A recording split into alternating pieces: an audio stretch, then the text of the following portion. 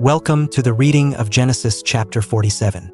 Jacob and his family settle in Goshen, blessed by Pharaoh, while Joseph manages the famine, securing land and people for Pharaoh's service. Jacob's life nears its end, and he secures a promise from Joseph for burial in Canaan.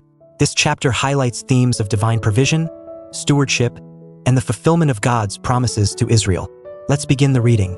Joseph went and told Pharaoh, "My father and brothers, with their flocks and herds and everything they own, have come from the land of Canaan and are now in Goshen." He chose 5 of his brothers and presented them before Pharaoh. Pharaoh asked the brothers, "What is your occupation?" "Your servants are shepherds," they replied to Pharaoh. "Just as our fathers were." They also said to him, "We have come to live here for a while, because the famine is severe in Canaan and your servants' flocks have no pasture. So now, please let your servants settle in Goshen." Pharaoh said to Joseph, "Your father and your brothers have come to you, and the land of Egypt is before you. Settle your father and your brothers in the best part of the land. Let them live in Goshen. And if you know of any among them with special ability, put them in charge of my own livestock." Then Joseph brought his father Jacob in and presented him before Pharaoh. After Jacob blessed Pharaoh, Pharaoh asked him, "How old are you?" And Jacob said to Pharaoh, "The years of my pilgrimage are 130. My years have been few and difficult, and they do not equal the years of the pilgrimage of my fathers." Then Jacob blessed Pharaoh and went out from his presence.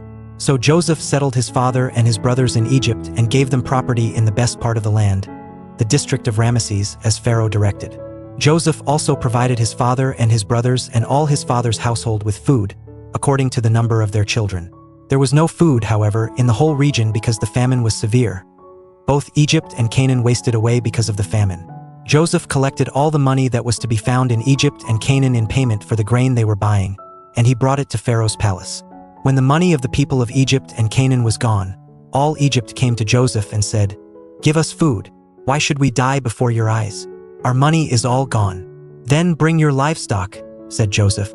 "I will sell you food in exchange for your livestock, since your money is gone." So they brought their livestock to Joseph, and he gave them food in exchange for their horses, their sheep and goats, their cattle and donkeys. And he brought them through that year with food in exchange for all their livestock. When that year was over, they came to him the following year and said, "We cannot hide from our lord the fact that since our money is gone and our livestock belongs to you, there is nothing left for our lord except our bodies and our land. Why should we perish before your eyes, we and our land as well? Buy us and our land in exchange for food, and we with our land will be in bondage to Pharaoh. Give us seed so that we may live and not die, and that the land may not become desolate." So Joseph bought all the land in Egypt for Pharaoh.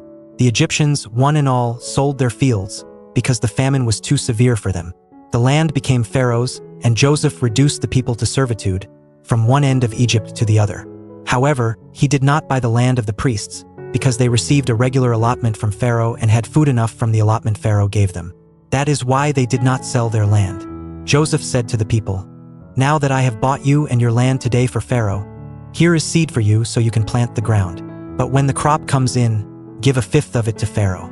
The other 4/5 you may keep as seed for the fields and as food for yourselves and your households and your children. You have saved our lives," they said. "May we find favor in the eyes of our Lord.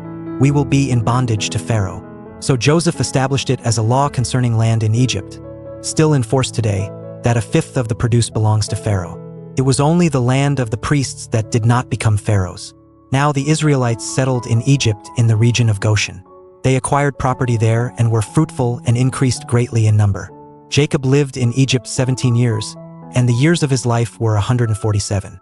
When the time drew near for Israel to die, he called for his son Joseph and said to him, "If I have found favor in your eyes, put your hand under my thigh and promise that you will show me kindness and faithfulness.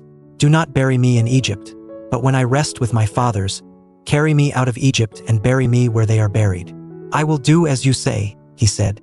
"Swear to me," he said. Then Joseph swore to him, and Israel worshipped as he leaned on the top of his staff. That was the reading of Genesis chapter 47. Through Joseph's stewardship and Jacob's faithfulness, we see God's provision sustaining his people through famine and fulfilling his promises. May we trust in his guidance and care. See you in the next chapter. God bless you.